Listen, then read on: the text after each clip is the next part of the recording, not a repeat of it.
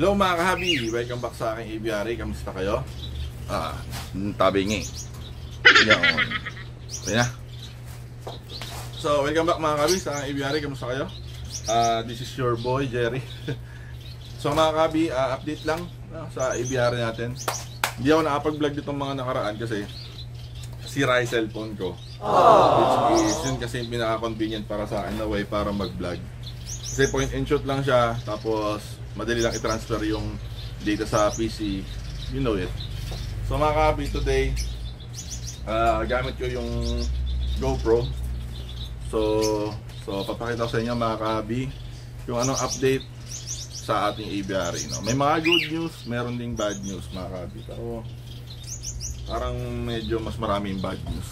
So tara, let's go.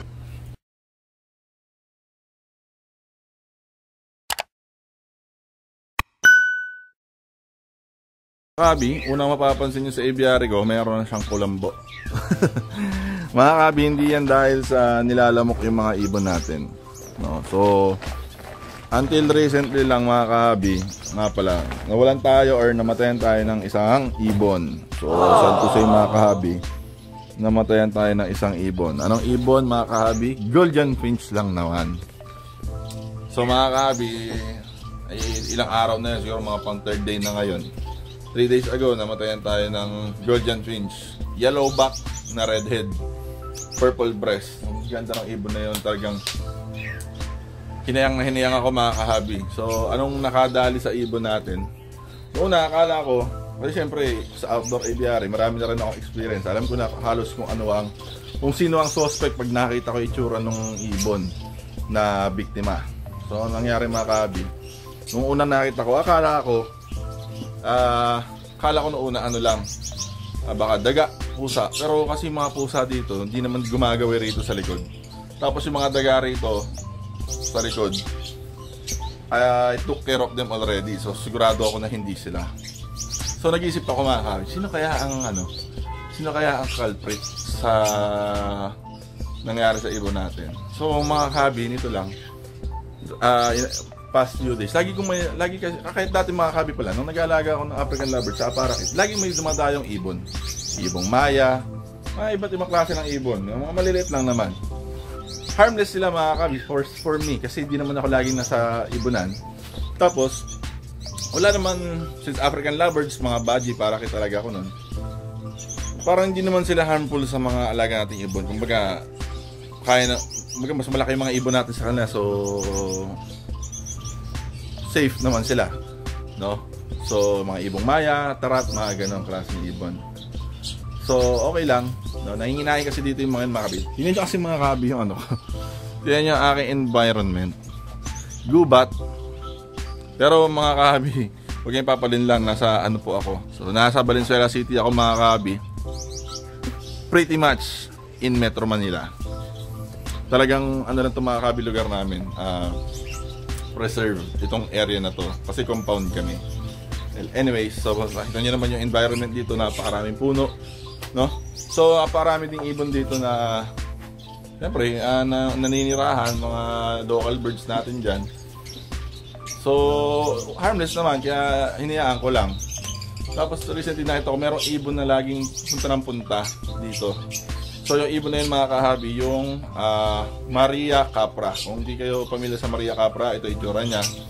Also known as Philippine Pied Fantail. So mga kahabi, medyo mas malalaki siya dito sa mga alaga nating ibon niya. Hindi lang ang alaga nating ibon niya yun is finches. So maliliit ito kumpara mo dun sa Pied Fantail, no? Yung Pied Fantail mas malaki siya. Tapos yung tuka nito mga kahabi, mahaba. So sinuri ko mga kahabi, inautopsik yung ibon natin. Ang tama niya, puro ulo lang. Tapos puro parang sinaksak, parang pinok. Ganoon ang tama ng ibon natin. Kasi kung yun ay daga, ubos na siya.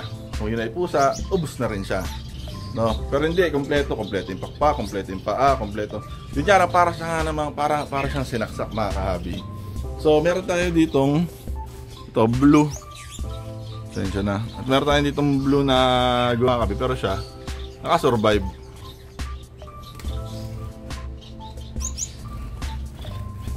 Wait lang.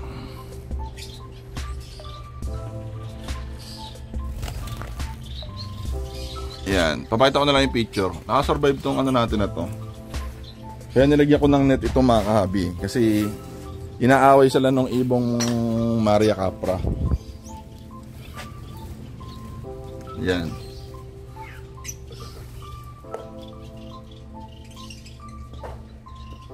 Doon sa right side niya kasi yung tama niya. Kaya pag yan lumingon konti.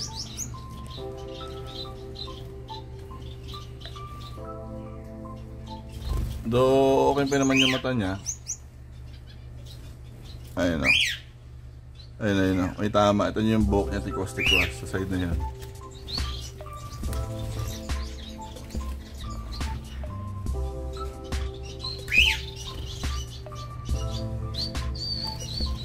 So, picture ako mga kahabi. Ito yung tsura niya nung fresh pa lang yung incident. So mga kahabi, at least mga kahabi, itong blue ko, blue back na gold yan, nakasurvive siya. Quiet. Quiet please. Anyway, so yun nga. So ito, nakasurvive itong blue natin na cock, blue back na cock. Ayun, may tama siya.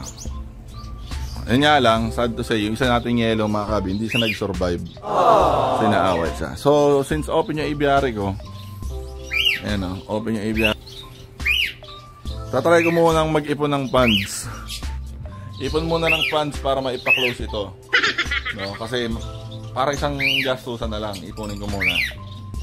So for the meantime, kulambo lang muna sila. At least this way, hindi sila ma-access ng ibon na ibang ibon right away.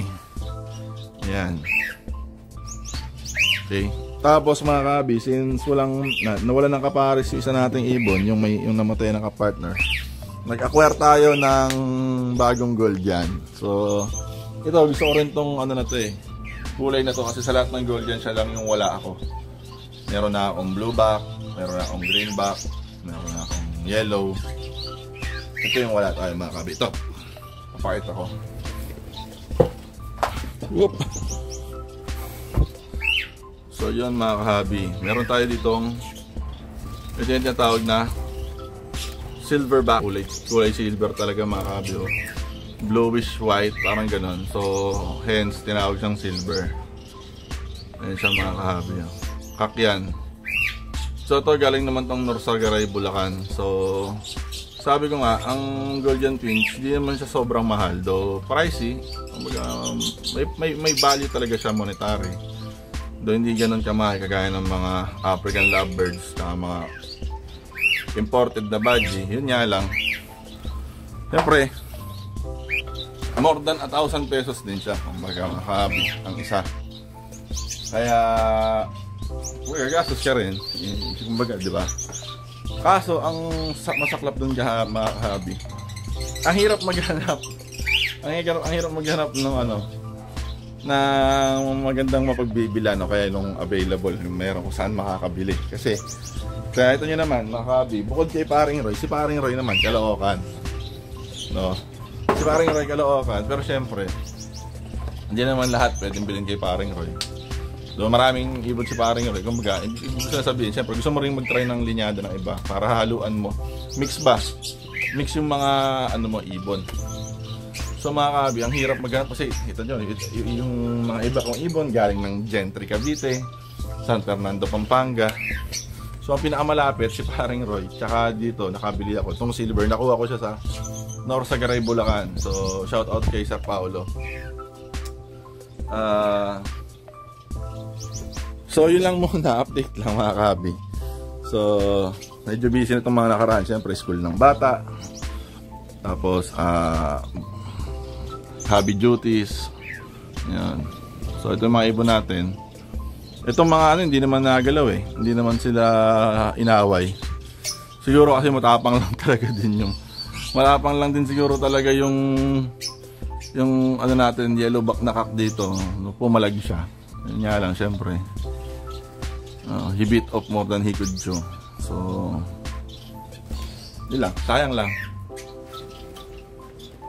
So mga kahabi, meron tayo dito itong zebra finch natin dito, mukhang malapit na itong mag-breed. Kasi nakita ko nung araw, nagne-nesting na ito, tambay na ito ng nest box.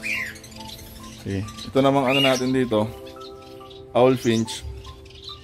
Malapit na din to kasi gawa na sila ng gawa ng nest. The rest, ayawan ko. Dito, naantay na lang din. Lapit na to eh. Antay-antay lang. Alam mo mga kahabi, sa pag-aalaga ng ibon, sa pagbibreed ng ibon especially, ang pinaka mahalagang katangian ng isang magaling na mag-iibon. Di ko sinasabing ako to. No, dahil di naman ako magaling. Marunong lang ako. Ang katangian ng mahusay at magaling veteranong mag-iibon mga kahabi ay mahabang pasensya. Sa mga kahabi, ang mga malulupit na mag-iibon na kilala ko, ano sila? Composed, relax, no, patient, ganun sila. So tuloy lang, hindi sila masyadong mag-breed. Okay, kung hindi, okay lang din, mag-breed din yung eventually. Ganun sila. No, so try kong gayahin yung mga idol natin sa pag-iibon. So tingnan natin mga kabi sa mga susunod na araw, sa mga susunod na vlogs kung makakapag-breed na tayo ng mga ibon. So yun lang mga kabi. Kung nagustuhan nyo itong video na to, please hit that like button, comment down below, shout out, comment, suggestions, or meron kayong gustong i-share. Tapos share nyo na rin itong video na to mga kabi para dumami tayo, lumaki yung community natin. And I guess yun lang. See you on the next vlog. Ingat lagi. God bless and happy bird keeping.